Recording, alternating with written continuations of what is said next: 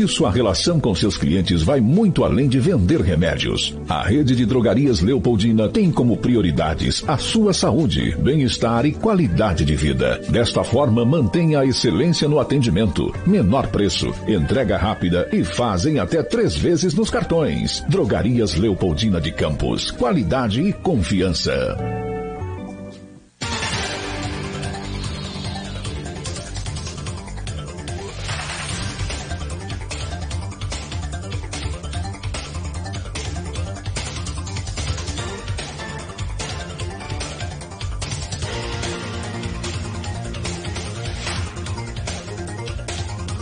São 7h47. Voltamos com o Folha no Ar, primeira edição. Oferecimento Laboratórios Plínio Bacelar, Clínica Proteus e Nova Canabrava. E agora nós temos aqui como nosso convidado, que aliás é uma honra para a gente receber no estúdio da Folha FM, o professor Emir Sader. E eu estava comentando aqui com ele que é um professor de origem libanesa, né?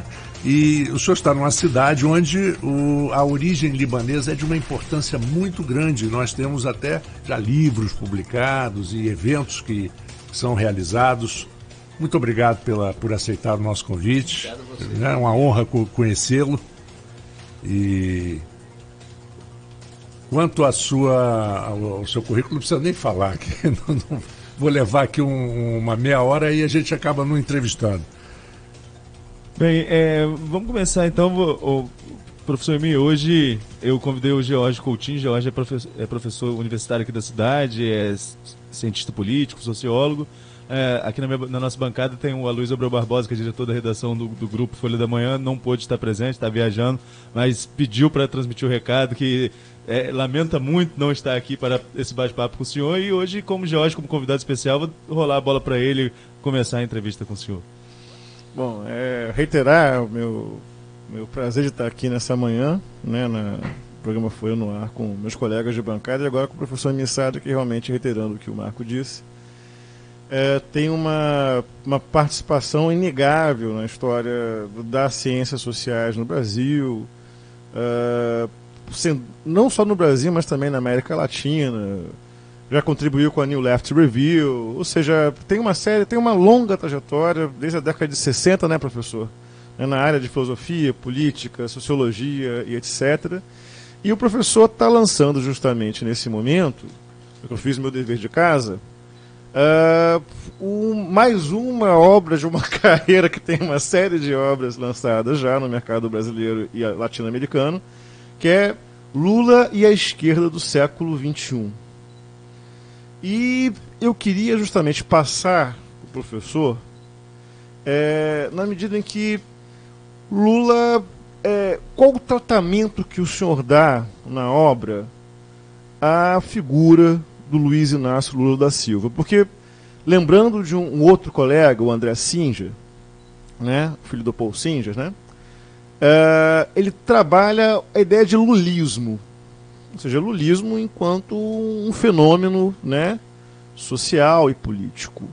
E para o professor Emir Sader, quem é o Lula? O Lula é um fenômeno político e social. O senhor, inclusive, em um dos seus textos, faz a menção à topeira, né, lembrando justamente a topeira do 18 Brumário de Marx, né, já o Lula como uma espécie de uma figura que subjaz a outras tantas na Nova República.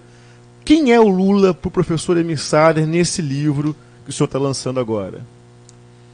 Bom, nós nos acostumamos à biografia dele, mas sempre vale a pena recordar, porque é impressionante, né? Eu sou de São Paulo, eu sei o que seria um filho de um pernambucano no interior do Nordeste, com 10 irmãos, dos quais 3 morreram, membro da famosa família Silva, que, como diz ele, só tomou café com leite aos 7 anos de idade, comia uma gororoba de farinha lá, levou 13 dias de pau de arara, cada um com a sua camiseta, era uma só, foi para São Paulo. Eu sendo de São Paulo, eu sabia o que era discriminação. Não era pernambucano, era baiano, era pau de arara, era cabeça chata, né? Trabalhou de engraxate, de office boy, etc. Tal, e se transformou ao longo do tempo no melhor e mais importante presidente do Brasil. Eu digo que é quem melhor captou as condições de luta contra o neoliberalismo. Percebeu o que era necessário, o que havia que incorporar, o que havia que inovar, e por isso que ele teve sucesso. Quer dizer, o segundo mandato dele, recordando, ele terminou em 2010 com 80% de referências negativas na mídia e com 87% de apoio. Na brincadeira diriam que era nível de Rumânia, de não sei o quê, de Polônia, não sei o que lá, mas em democracia, com os meios de comunicação, porque ele fez um modelo que teve um consenso geral, desenvolvimento econômico com distribuição de renda, e que atendeu a massa da população. Então, eu acho que ele tem uma importância extraordinária. Quer dizer, se ele, massacrado, preso, impossibilitado de falar, ganharia as eleições do primeiro turno, contra Bolsonaro, contra Globo, contra Evangelho, contra qualquer coisa, demonstra como na memória dos brasileiros a vida efetivamente tinha melhorado. Não está nem se julgando se as acusações eram devidas ou não, mas de que foi possível um Brasil melhor. Era desagradável viver no Brasil com as desigualdades, como é desagradável hoje, isso melhorou. Quer dizer, houve uma inclusão social significativa, não só em termos de salário, de emprego, mas também em termos educacionais, ampliação do sistema educacional. Tudo. Então, eu acho que ele está definitivamente marcado na memória dos brasileiros. Eu tive nas 4 caravanas dele, mas antes disso, eu tive na Transposição São Francisco. Chegava em João Pessoa, tomava um ônibus, passava pela maior seca de 7 anos do Brasil, de repente chegava lá no semiárido e tinha um rio. Tinha um rio daquele tamanho, quer dizer, mudou não só a vida atual, mas mudou provavelmente a vida futura de tantas gerações. Então ficou marcado. Daí a presença dele, ele é onipresente, né? Ele fala qualquer coisa, é um acontecimento. Quando ele deu a primeira entrevista, o atual presidente falou, não deviam ter deixado falar. Rebate o que ele falou, né? Como agora, saem essas denúncias, de onde é que veio, não sei o que lá, sem rebater os conteúdos que elas têm, né? Então é uma situação absolutamente anômala, né? É uma coisa inédita que alguém condenado sem provas, o direito é feito com provas, eles confessaram no processo que condenaram por convicções. Eu tenho convicções sobre várias pessoas, só que se eu não tiver prova, eu não posso condenar. Além do mais, um processo que não tinha nenhuma razão para estar na Lava Jato, que não tem nada a ver com a Petrobras. De um apartamento que se sabe que não é dele, o sítio que agora já se confessa que não é dele, nada. Então é uma condenação fajuta, uma perseguição política para tirá-lo das eleições. E essas conversas agora do Intercept confirmam tudo isso. Estratégias marcando em cima a saída de bola, né? Não pode dar entrevista porque tinha sido aceito pela justiça, porque de repente pode eleger o Haddad, etc. Coisa dessa hora. Quer dizer, utilização do judiciário para perseguição política. Né? Professor, também não é pensar numa conjuntura uma teoria de conspiração. Você tem a condenação do Moro em primeira instância, você tem TRF do Moro em primeira instância. Feita pelo Moro, claro. Sim, a condenação de primeira instância do juiz Sérgio Moro, confirmado pelo TRF com três desembargadores, e depois o STJ sustenta ali que a prisão continua mais 5 colegiados.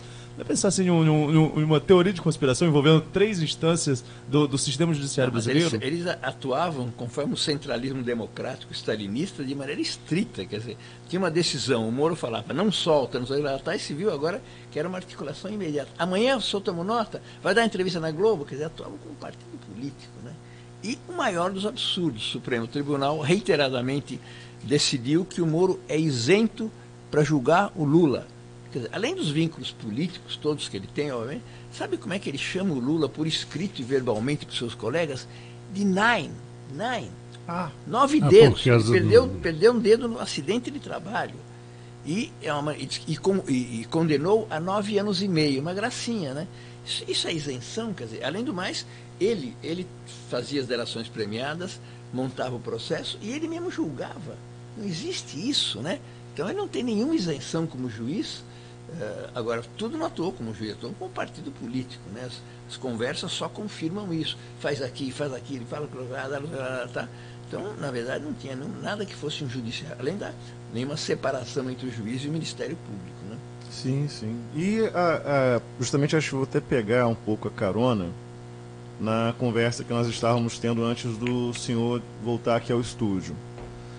E aí eu pergunto para também o analista, né, do Estado Democrático de Direito. quais são as consequências que o senhor vê neste momento desses vazamentos, desses diálogos que a Intercept tem divulgado para o Estado Democrático de Direito no Brasil? Que minha preocupação também para além, né, da questão da conjuntura política, é também sobre os fundamentos da própria democracia nesse momento. Como é que a gente lida com isso? Quais são as consequências disso? Porque parece que há uma decrepitude e um risco de perda de legitimidade muito grande das instituições do judiciário, né? É tudo que você falou e mais uma coisa, quer dizer, a imprensa brasileira tradicional, a velha imprensa, deixou passar batido tudo isso, inclusive o episódio, pelo menos obscuro, da facada de Juiz de Fora. Né? Agora o cara está solto, etc. Tal, e não acontece nada. Entrevista, pesquisar o que aconteceu. Por que o cara convivia no clube de tiro com os filhos dele? Que facada é essa? Como é que se deu aquilo? Aquelas cenas lá estranhas. Mas tudo isso passou. A imprensa deixou passar. O Intercept está fazendo aquilo que a imprensa tradicional deveria ter feito, poderia ter pesquisado. Mas deixou batido. Quer dizer, na campanha eleitoral, a Folha de São Paulo teve um momento de lucidez que foi denunciar que aqueles WhatsApps do famosa mamadeira, que foi decisivos para a virada, foram financiados por empresários com nome, com sobrenome e com dinheiro que estava lá. No processo eleitoral, ainda no segundo turno, o Tribunal Superior Eleitoral falou tudo bem. Eu não entendo de direito, mas quero ver o que ele disse que é tudo bem, se está ali, né? Pelo menos agora, tanto assim que tem um processo correndo. O que vai acontecer quando já terminou o mandato? Mas naquele momento, no segundo turno, se cometeu um crime grave, quer dizer, os robôs difundindo notícias falsas e com financiamento expresso do cara da Havan e de outros. E o Tribunal Superior, então, é grave a conivência do Judiciário, alguns pela perseguição ativa e outros pelo silêncio. Até hoje, o Supremo Tribunal Federal não julgou o impeachment da Dilma, não julgou o mérito de nenhum processo do Lula. Quer dizer, a República está desfeita, o Congresso depois a Dilma sem nenhuma razão constitucional. O Judiciário devia ter aberto a Constituição e falar, olha, vale ou não vale? Podia até achar que vale, mas não julgou. E, ao mesmo tempo, os processos do Lula não foram julgados até agora, né? Então, tem uma complacência, aquilo que se chama de guerra híbrida, né? Uma nova estratégia de degenerar, corromper a democracia liberal por dentro, né? Em que o Judiciário tem um papel grave de judicialização da política, de lawfare, de guerra de leis, que é utilizar as leis diretamente para uma condenação política. Quando você falava a condenação do Moro, sempre era a condenação que o Moro exerceu. Agora a gente começa a pensar, será que ele já foi condenado pelo que ele fez? Porque agora começa a aparecer a ideia, dia 25 o Supremo, teoricamente, vai julgar, de novo, a isenção dele ou não. Se ele não for isento, todas as medidas que ele tomou são canceladas. Quer dizer, automaticamente, ou se faz um novo processo do Lula, ou ele é libertado, etc. Quer dizer, é uma situação nova por essa deformação que você estava apontando, que agora surge à luz a partir das denúncias do Intercept, né? Sim, sim. É um grau de desmoralização do judiciário também sem precedentes, não? O velho Rui Barbosa fala aquela coisa grave, né? A pior ditadura é a do judiciário, porque você não tem mais a quem apelar. Quer dizer, se ele é conivente pelas ações ou passivo, a quem você vai apelar? Não tem outra instância. Então é grave, né, o judiciário ter essa postura. Tem uma chance de se recuperar agora, né? Até a coisa do Teori Zavascki voltou à baila de maneira suspeita, grave, né? O filho pediu que reabriu um processo. Ah, é? Ele estava em conflito com o Moro, de repente, com um meio Fux, se contactando com os juízes, tomando a posição dos juízes, expressamente contra o Teori.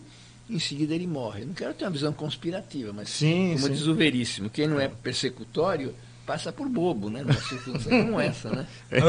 In fucks we not trust. Professor, o senhor citou aqui, eu ia fazer a pergunta na hora, mas tive um problema lá, tive que mudar aqui de lugar na bancada. O senhor citou a campanha do Bolsonaro impulsionando notícia falsa contra a campanha do PT, a campanha do Haddad. Por outro lado, também o TSE condenou o Haddad por divulgação de fake news contra a campanha do Bolsonaro. Essa condenação do TSE aconteceu em março desse ano. Qual seria esse fake news? Impulsionar conteúdo contra Bolsonaro na internet. Aí eu tenho que ler aqui para ver... Qual é o episódio? Que efeito teve?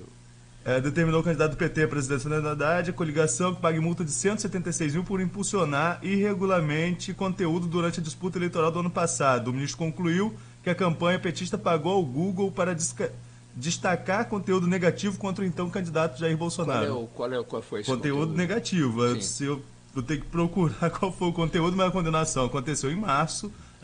Foi o ministro Edson Fachin que foi o relator do processo. Mas o que eu queria falar é esse novo momento de eleição com a internet, né? O que a gente pode esperar a partir de agora dessa guerra de informação falsa e nós, como eleitores, que não temos muitas vezes como filtrar essa questão, a internet vai ser cada vez mais forte, mais decisiva numa campanha eleitoral? Uma coisa é a internet, que você pode argumentar publicamente. Você pode usar robôs para difundir verdades ou não. Aí foi uma coisa ilegal, subterrânea. O Bolsonaro não chegou e falou, olha, o ministro da Educação, Fernando Haddad, difundia uma mamadeira com piroca. Não falou, é subterrâneo. E os evangelhos, aqui, ali e acolá. Quer dizer, o grave é isso, não é? A internet, tudo bem, ela pode ser um instrumento de democratização de acesso, né? Agora, o que foi feito lá não é isso. É robôs com notícias falsas. Quem acredita que o Fernando Haddad, ministro da Educação, difundia nas escolas mamadeiras com aquela característica? Todo mundo sabe que é mentira, tanto assim que ninguém assumia publicamente, mas todo mundo sabe que foi os robôs que difundiram em milhões e milhões. Então uma coisa é a internet, agora outra coisa, você pode usar robô, mas não para difundir mentira. Agora, como é que você vai controlar uma coisa dessa? Ainda mais se o judiciário, em plena campanha eleitoral, é conivente mesmo com uma mentira com nome e sobrenome. Isso é que é grave. A internet você pode usar mais, usar menos, mas se você faz expressamente uma crítica, o outro vai responder, pode não ter a mesma audiência tua, mas os argumentos vão estar em público, tentativa de multiplicar. Agora, o grave não é a internet. O grave é fake news através de robôs no WhatsApp. Sim. E campanha eleitoral, diminuir o tempo da campanha para diminuir a quantidade de debates. Então, no meio da campanha, xingo a tua mãe e tem efeito, você tem que responder. Pronto, a tua mãe está no centro da agenda. Não tem conversa. Desloca o Haddad. Naquela semana, o Haddad tinha passado Bolsonaro no segundo turno com a carteira de trabalho numa mão, com o livro na outra. Com a agenda tradicional do PT.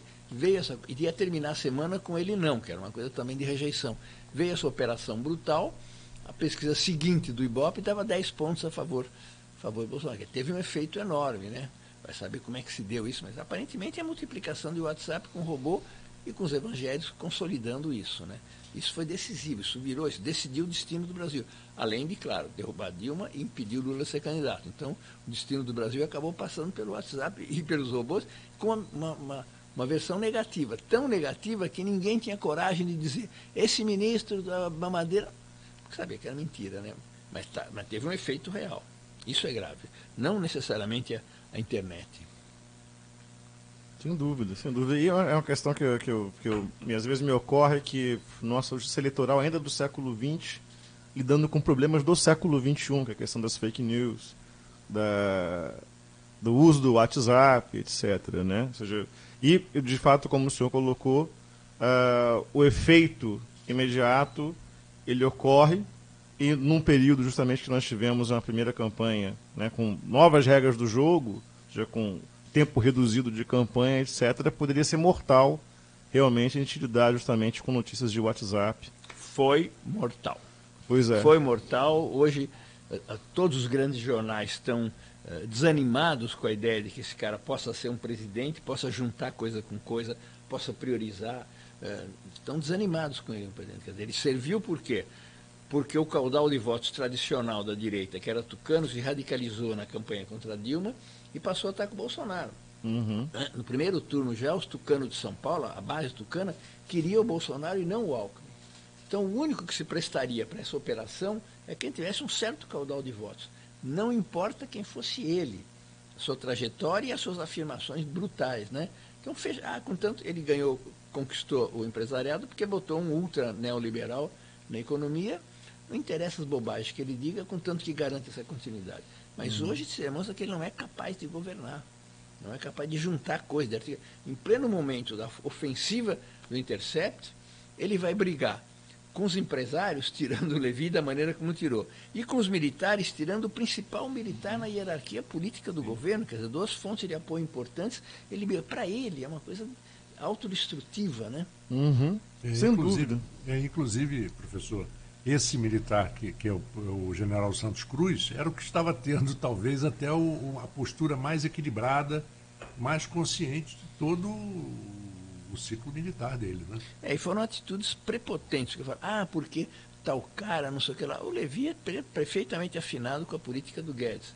Acontece que era questão da autoridade dele, mas ele, filiação ao PT, claro, primeiro não foi, mas era ministro importante do governo da Dilma, ele já sabia, então não é o conteúdo ou a filiação, é porque não abriu a caixa preta do BNDES, que na cabeça, eles vivem de bodes expiatórios, né?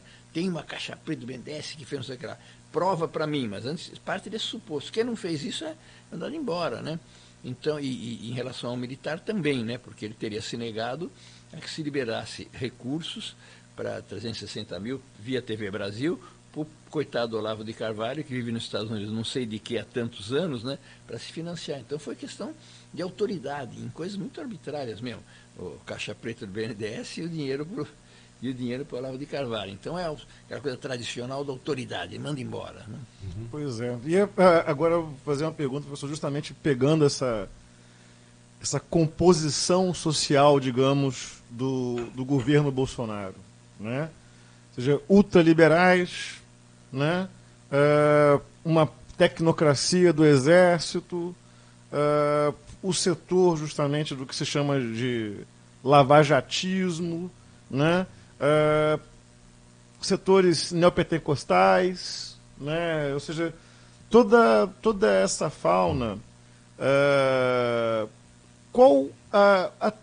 até quando, digamos, que esse grupo se sustenta sem ter articulado justamente isso que o senhor colocou, que me parece que é um projeto de governo? Eu vou pedir ao professor para captar a pergunta. Nós faremos um pequeno intervalo por compromisso comercial e voltamos com a resposta da pergunta do Jorge. Daqui a pouquinho no Folha no Ar, primeira edição.